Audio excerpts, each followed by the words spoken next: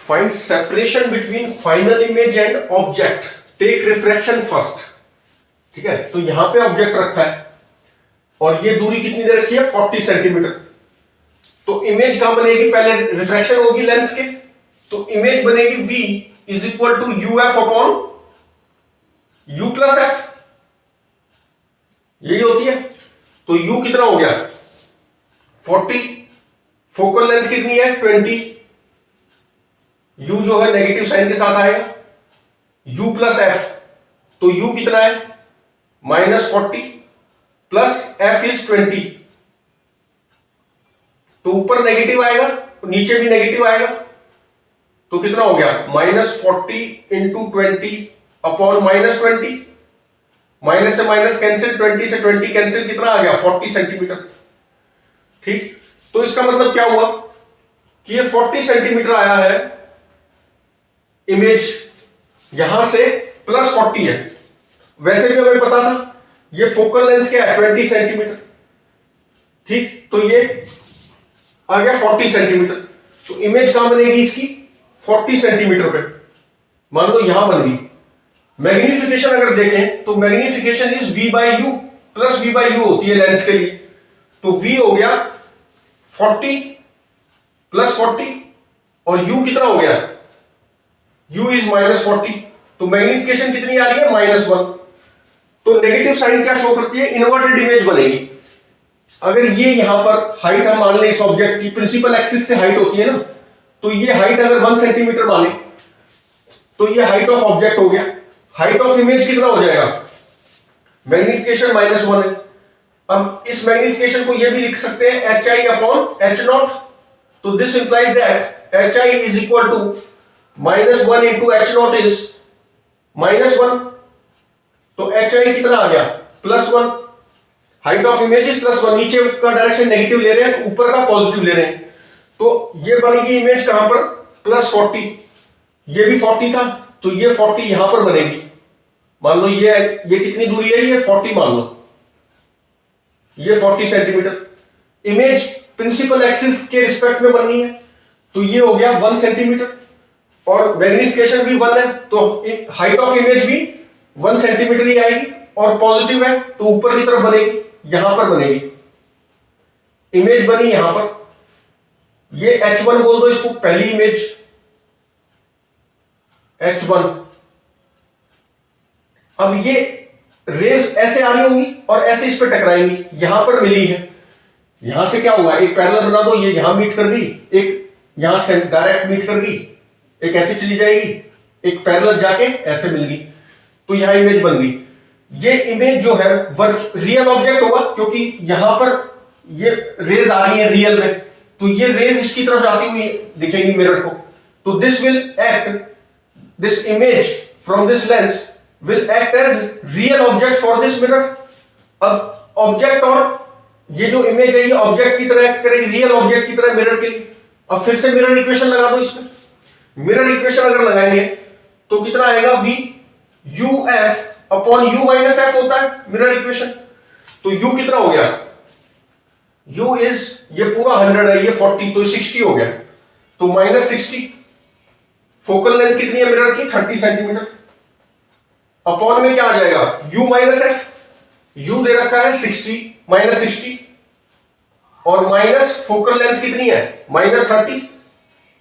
कितना आ गया -60 into 30 upon में -60 प्लस 30, तो -30 हो गया, माइनस से माइनस कैंसिल हो गया, 30 से 30 कैंसिल हो गया, v आ गया 60, u माइनस एफ ही होती है ना, u f। अच्छा फोकल लेंथ हमने नेगेटिव नहीं ली, focal length of mirror concave mirror है ना, तो ये नेगेटिव लेना था, तो ये माइनस आ जाएगा यहां पर, तो ये कितना आ गया 60 आ गया, -60 सेंटीमीटर। वैसे भी डायरेक्ट कर सकते हैं इसको क्योंकि ये कहां पर रखा है, फोकल लेंथ इसकी 30 सेंटीमीटर है, तो सेंटर ऑफ कर्वेचर कितना होता है, कितनी दूरी पे होगा 60 सेंटीमीटर पे, और ये 60 ही था, ये क्या था 60 सेंटीमीटर, तो सेंटर ऑफ कर्वेचर पे जब ऑब्जेक्ट होता है तो इमेज कहां बनती है, वहीं पर बनती है, तो ये करने की जरूरत नहीं थी, तो 60 सेंटीमीटर पे बनेगी। अब मिरर का प्रिंसिपल एक्सिस ये है, तो इसके रिस्पेक्ट में कितनी हाइट है, ये image will act as real object for the mirror. तो हाइट ऑफ ऑब्जेक्ट मिरर के रिस्पेक्ट में कितनी हुई, ये 1 सेंटीमीटर है यहां से यहां तक, और ये 1 है, तो 2 सेंटीमीटर हुई ना, 2 सेंटीमीटर। तो मैग्निफिकेशन कितनी है, और मैग्निफिकेशन कितनी हो जाएगी, v बाई यू, इसके लिए माइनस v बाई यू। अब माइनस v कितना है, v is minus 60 and u is minus, u कितना था, u भी माइनस 60 है, तो ये आ गया -1। और ये जो मैग्निफिकेशन होती है, this is also equal to height of image, ये h2 बोल दो, और ये हाइट ऑफ ऑब्जेक्ट कितनी है, h1। तो h2 would be, this is image from this mirror, ये जो रिफ्लेक्शन हुई है उसकी वजह से, तो ये h2 कितना आ गया, -1 इंटू h1 कितना है, प्लस है, ऊपर की तरफ पॉजिटिव ले रहे हैं, तो +2 हो गया ये h0, ये h1 ही बोल दो इसको, ठीक है, ये h0 है ना, तो ये h0 बोल दो, इसके लिए h0, ठीक, तो ये h0 कितना हो गया, 2 सेंटीमीटर, तो -2 आ गया। तो height, this is height of image h2 from this mirror, तो ये इसके प्रिंसिपल एक्सिस के हिसाब से, और ये 60 पे ही बनी है, सेंटर ऑफ कर्वेचर पे ही, और नेगेटिव है, तो इसका मतलब इमेज यहां बनी होगी, यहां इमेज बनी है h2, ठीक, और ये कितना हो गया, ये दूरी कितनी है, 2 centimetre, this is 2 centimetre, height of image is 2 centimetre. अब रेज ऐसे आके ऐसे जा रही होगी, फिर से लेंस में टकराएंगी। अब ये मत मान लेना छोटा है और रेज यहां से निकाल दो, ऐसा नहीं मानना, हम मानेंगे कि ये इस पे टकरा रही होगी, क्योंकि डायरेक्शन यही है और इसी डायरेक्शन में लेंस रखा है। तो अब लेंस के लिए कितना हो गया, लेंस के लिए फिर से ये प्रिंसिपल एक्सिस है, तो हाइट ऑफ ऑब्जेक्ट माना जाएगा ये HO फिर से क्या हो गया, 2 तो ये और 1 सेंटीमीटर ये है, तो 3 सेंटीमीटर हो गया हाइट ऑफ ऑब्जेक्ट। अच्छा, अब पहले v निकाल लो, v is equal to uf, u कितना होगा, यहां पर इमेज बनी तो 40 है, -40, focal length of this mirror is lens is 20, और फिर से u प्लस f करेंगे, -40 प्लस 20, तो ये हो गया -40 इंटू 20, और ये -20, तो 40 सेंटीमीटर आ गया फिर से। वैसे भी हम डायरेक्ट बोल सकते थे कि अगर फोकल लेंथ ये कितनी है, ये सेंटर ऑफ कर्वेचर पे ही तो रखा है, तो वहीं पे इमेज बनती है, 2f पे रखा है तो इमेज क्या बनती है, 2f पे। पहले बार भी हमें कैलकुलेट करने की जरूरत नहीं थी, अभी भी जरूरत नहीं थी, सीधा बोल सकते हैं 2f पे इमेज बनेगी, क्योंकि सेंटर ऑफ कर्वेचर तो लेंस के लिए होता है, लेंस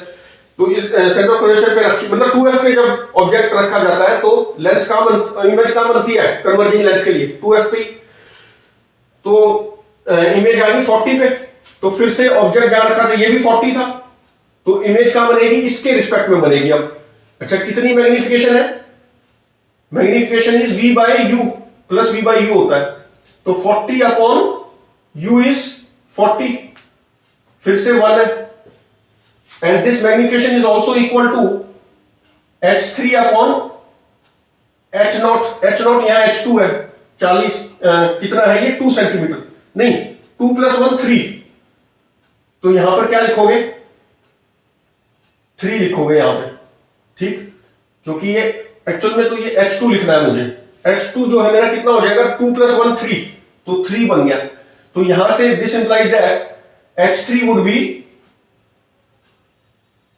3 टाइम्स इनटू मैग्निफिकेशन कितनी है, 1 है, +1, तो ये आ गया +3, तो h3 इसके प्रिंसिपल एक्सिस से +3 बनेगा, ठीक है, यहां पर +3, ठीक, तो यहां पे इमेज बनेगी फाइनल इमेज h3, और कितनी हाइट होगी ये, 3 सेंटीमीटर। क्वेश्चन क्या पूछा है, अब ये रेस इससे ऐसे चली गई, अब दोबारा कोई इमेज नहीं बनेगी, तो ये फाइनल इमेज बनी है। तो find separation between final image and object, तो ऑब्जेक्ट यहां रखा है 1 सेंटीमीटर नीचे, और ये 3, तो कितना हो गया separation between final image and object, separation कितनी है, 3 + 1, तो 4 सेंटीमीटर, कितना आ गया, 4 सेंटीमीटर, तो आंसर इज 4 सेंटीमीटर। तो इस तरह से हम इसको कर सकते हैं। तो बेसिकली कैसे किया हमने, कि पहले रिफ्रैक्शन, इसमें क्वेश्चन में गिवन है, अगर मान लो यहां होता ऑब्जेक्ट तो पहले ये बोलता कि पहले रिफ्लेक्शन से कंसीडर करना है या रिफ्रैक्शन से कंसीडर करना है। रिफ्रैक्शन मतलब लेंस से, और रिफ्लेक्शन करेंगे तो इससे। एक्चुअली अगर रिफ्लेक्शन कंसीडर करेंगे तो ये तो रेज इधर चलेगी, इधर आएगी, और रिफ्लेक्शन करेंगे तो इधर से पहले इमेज बनेगी, फिर उसके बाद इससे बनेगी, तो दो इमेज बन जाएंगी। ठीक, तो इस तरह से हम इसको सॉल्व कर लेते हैं। तो बेसिकली ये था combination of lenses and mirrors when lens and mirror are not touching, not in contact with each other, उस टाइप का क्वेश्चन हो गया। पिछले वीडियो में हमने क्या किया था, कॉन्टैक्ट में थे, तो एक फॉर्मूला था हमारे पास, जब कॉन्टैक्ट में होते हैं, थिन लेंसेज होते हैं, तो उसका तो फॉर्मूला हम डायरेक्ट यूज कर सकते हैं, इक्विवेलेंट मिरर का फोकल लेंथ वाला फॉर्मूला, उससे सॉल्व कर लेते हैं इजीली। यहां पर क्या है, अलग अलग सॉल्व करना पड़ा, because the lens and mirror are not in contact with each other.